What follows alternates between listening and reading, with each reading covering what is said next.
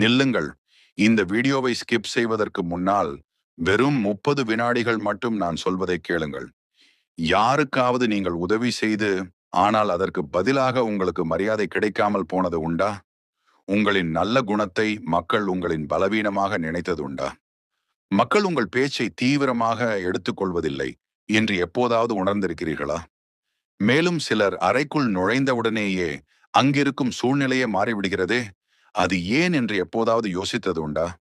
அவர்களின் குரல் உயர்ந்து இருப்பதில்லை. தங்களை நிரூபிக்க அவர்கள் அடிக்கடி முயற்சிப்பதும் இல்லை.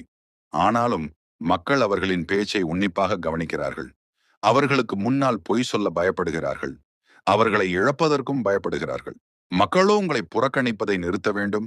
உங்களின் வார்த்தைகளின் மதிப்பு உயர வேண்டும். உங்கள் மீதான மரியாதை அதிகரிக்க வேண்டும்.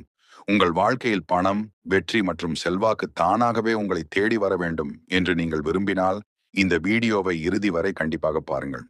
ஏனென்றால் இன்று நான் உங்களுக்கு அந்த ரகசியத்தை சொல்லப் போகிறேன். அதை தெரிந்து கொண்ட பிறகு உங்கள் ஆளுமை, பர்சனாலிட்டி முன்போல இருக்காது.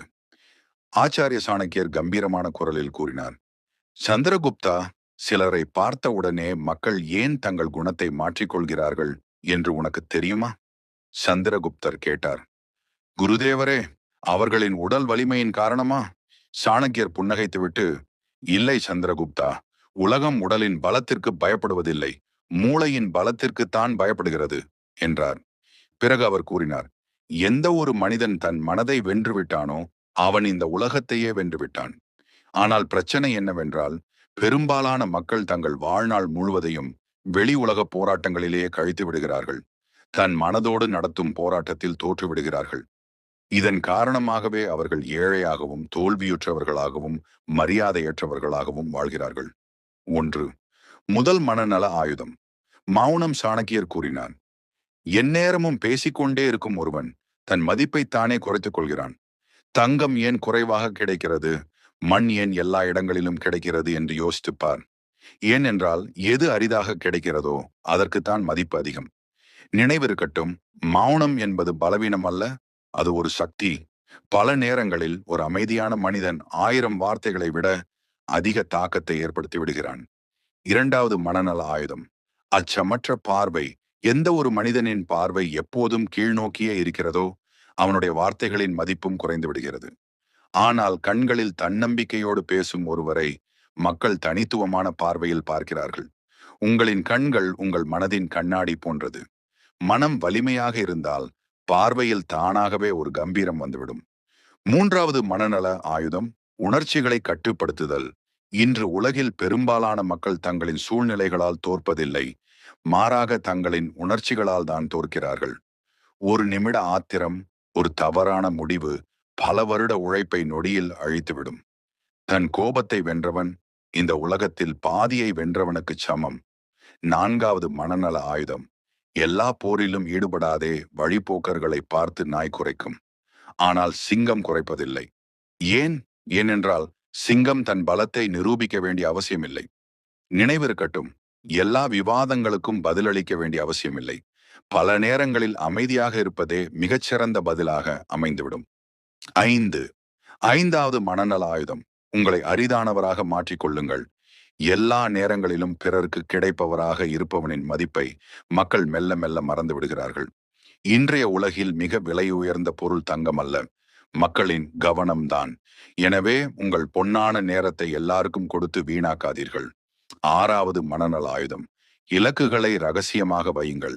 உங்கள் பாதியில் இருக்கும் கனவுகளை பற்றி வெளியில் தம்பட்டம் அடிக்காதீர்கள். மக்கள் உங்களுக்கு உதவுவதை விட உங்களை எள்ளி நகையாடுவதே அதிகமாக இருக்கும்.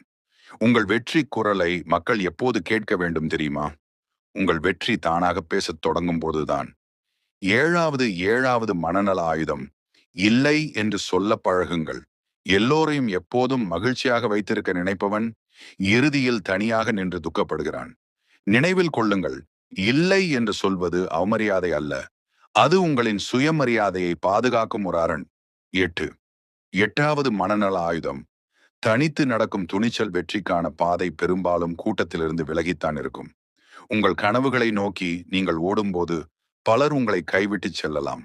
ஆனால் வரலாறு சாட்சி, கூட்டம் என்றுமே வரலாற்றை படைத்ததில்லை. தனித்து நின்றவர்கள்தான் வரலாற்றை படைத்திருக்கிறார்கள். 9வது மனநல ஆயுதம். பொறுமை இன்று மக்கள் விதையை விதைத்த அடுத்த கணமே பழத்தை எதிர்பார்க்கிறார்கள். ஆனால் இயற்கையே கூட ஒரு செயலை செய்ய காலம் எடுத்துக்கொள்கிறது. நினைவிருக்கட்டும், பொறுமையுள்ள மனிதன் ஒருபோதும் பலவீனமானவன் அல்ல. அவன் சரியான நேரத்திற்காக காத்திருக்கிறான். அவ்வளவுதான்.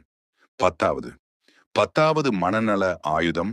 ஆற்றலை சேமித்து வையுங்கள். எல்லா விவாதங்களும், எல்லா மனிதர்களும், எல்லா பிரச்சனைகளும் உங்கள் நேரத்திற்கு தகுதியானவை அல்ல. ஏழைகள் பணத்தை இழக்கிறார்கள். ஆனால் புத்திசாலிகள் தங்கள் ஆற்றலை வீணாக்குவதிலிருந்து தங்களை காத்துக் கொள்கிறார்கள்.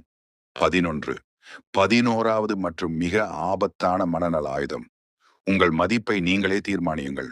சாணக்கியர் கம்பீரமான குரலில் கூறினார், நீ உனக்கு எவ்வளவு மரியாதை கொடுக்கிறாயோ அவ்வளவு மரியாதையை தான் இந்த உலகமும் உனக்கு கொடுக்கும். நீ உன்னை பலவீனமாக நினைத்தால் உலகம் உன்னை பலவீனமாகவே பார்க்கும். நீ உன்னை சாதாரணமானவனாக கருதினால் உலகமும் உன்னை சாதாரணமானவனாகவே நடத்தும். ஆனால் எப்போது நீ உன் மனதில் என்னால் என் வாழ்க்கையை மாற்ற முடியும் என்று தீர்க்கமாக முடிவெடுக்கிறாயோ அன்றிலிருந்தே உன் உலகம் மாறத் தொடங்கிவிடும்.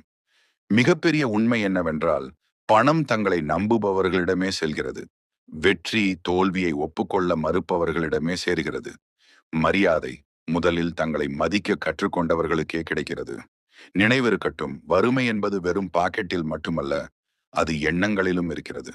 எப்பொழுது உங்கள் எண்ணங்கள் பணக்காரத்தனமாக மாறுகிறதோ அப்பொழுது வெற்றி உங்கள் கதவை தட்டத் தொடங்கும்.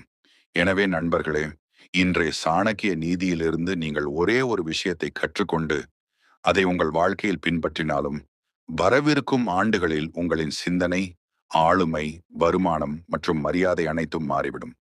ஏனென்றால் வாழ்க்கையை மாற்றுவதற்கு 1000 புத்தகங்கள் தேவையில்லை. ஒரே ஒரு சரியான சிந்தனையே போதுமானது. இப்போதே கமெண்டில் எழுதுங்கள், நான் என்னை ஒருபோதும் குறைத்து மதிப்பிட மாட்டேன். இது போன்ற ஆழமான, மர்மமான, ஊக்கமளிக்கும் மற்றும் வாழ்க்கை மாற்றும் சாணக்கிய நீதிகளை நீங்கள் தொடர்ந்து பெற விரும்பினால் இப்போதே தமிழ் டாக்ஸ் சேனலை சப்ஸ்கிரைப் செய்யுங்கள். ஏனென்றால் அடுத்த வீடியோவில் சாணக்கியரின் அந்த ரகசிய கோட்பாடுகளை பற்றி பேசப் போகிறோம். அதை தெரிந்த பிறகு மக்கள் உங்களை பயன்படுத்துவது ஒரு புறம் இருக்கட்டும், உங்களுக்கு எதிராக நினைப்பதற்கு முன்னால் கூட 100 முறை யோசிப்பார்கள்.